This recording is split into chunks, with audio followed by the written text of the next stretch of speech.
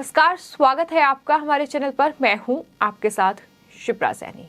राजधानी दिल्ली में शराब घोटाले को लेकर बीजेपी और आम आदमी पार्टी के बीच घमासान जारी है।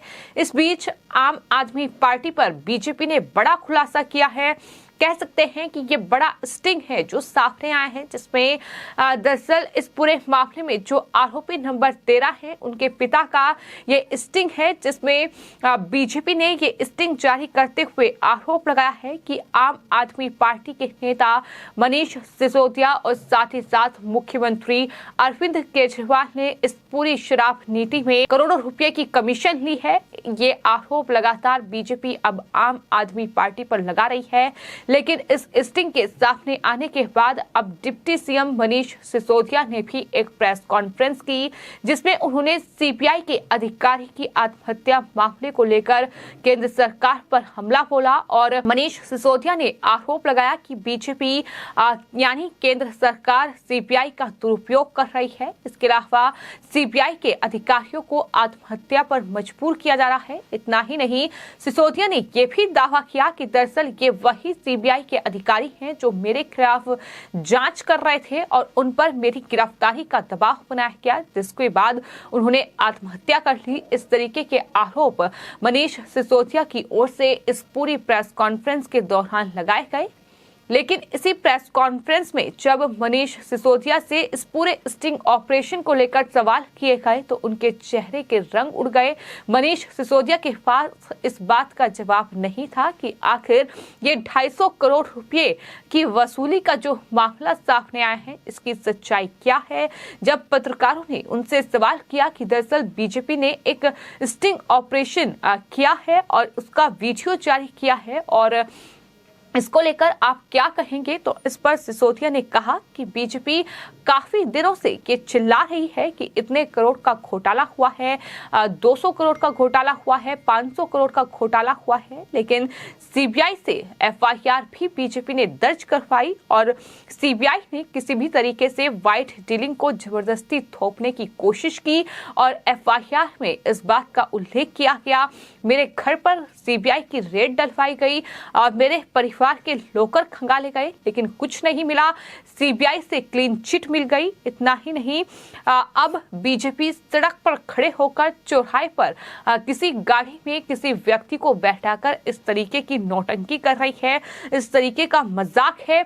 उनकी तरफ से ये कहा गया कि ये सिर्फ और सिर्फ मजाक है और कुछ नहीं है। तो मनीष सिसोदिया, जो कि इस पूरे शराब घोटाले में सबसे बड़े आरोपी बताए जा रहे हैं, उनके पास इस बात का जवाब नहीं है कि दरअसल इसी पूरे मामले में जो सीबीआई की एफआईआर में आरोपी नंबर 13 है सनी मारवा, उनके पिता कुलविंदर मारवा का ये स्टिंग है, जिसमें वो बताते नजर आ रहे हैं कि आखिर किस तरह से जो कमीशन है वो खाया गया है और उन्होंने डिटेल में इस बात की जानकारी दी है। तो आपको ये बता दें कि इस स्टिंग में दरअसल जो मारवा है उनकी तरफ से इस बात को कहा गया है कि हम कच्ची कॉलोनी में दुकानें ले रहे थे, वहां सस्ती दुकानें होती हैं और हमसे 250 करोड़ रुपए लिए गए, तो वहीं बड़े बड़े लोगों से 500 करोड़ रुपए लिए गए हैं। ये दावा उनकी तरफ से किया गया है। तो बेहद चौंकाने वाला ये स्टिंग है जो सामने आया है, जिसको लेकर बीजेपी लगातार आम आदमी पार्टी पर हमलावर है।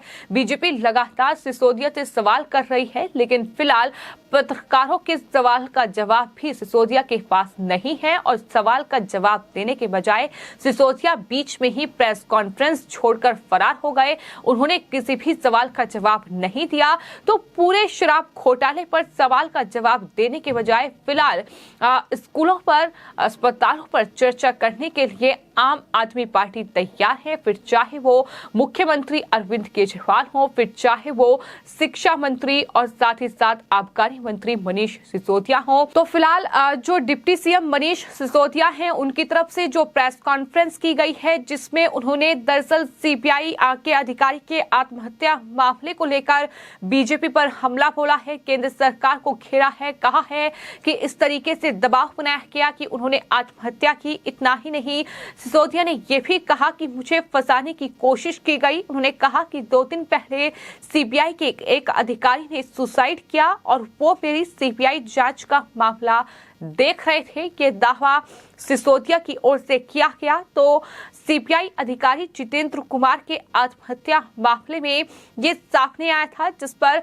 सिसोदिया ने ये कहा कि उनके बारे में ये पता चला है कि वो अधिकारी लीगल एडवाइजर थे। मेरे खिलाफ जो फर्जी एफआईआर कराई गई उसका भी मामला वही देख रहे थे और पता चला है कि उन अधिकारी पर मेरे खिलाफ कार्रवाई की मंजूरी के लिए दबाव बनाया गया था कि उनको आत्महत्या करनी पड़ी। ये दावा मनीष सिसोदिया की ओर से किया गया, लेकिन फिलहाल सूत्रों के हवाले से जो जानकारी सामने आ रही है वो ये है कि दरअसल जितेंद्र कुमार सीबीआई के अधिकारी जिन्होंने आत्महत्या की है वो दरअसल एसीबी के लीगल एडवाइजर थे। ये जानकारी सामने आई है, जिसे मनीष सिसोदिया सीबीआई के लीगल एडवाइजर होने का दावा कर रहे हैं।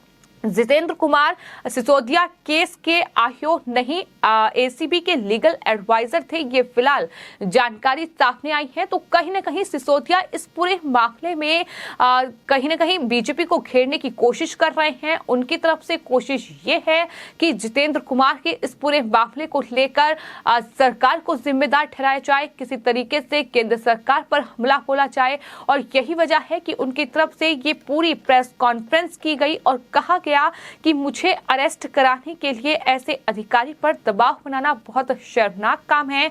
उस परिवार के प्रति मेरी संवेदना है। इस तरीके से वो सामने आए और आगे ये भी उन्होंने कहा कि मैं प्रधानमंत्री से ये कहना चाहता हूं कि मुझे फंसाने के लिए ऐसे अधिकारियों पर दबाव ना बनाया जाए, उन्हें फांसी लगानी पड़े।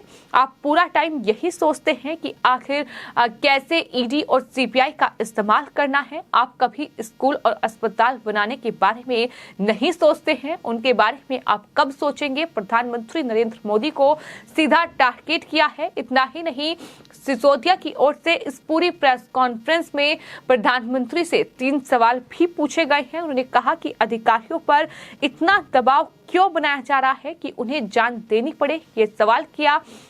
साथ ही ये भी पूछा कि क्या ऑपरेशन लोटस चलाना ही कम बीजेपी का काम रह गया है।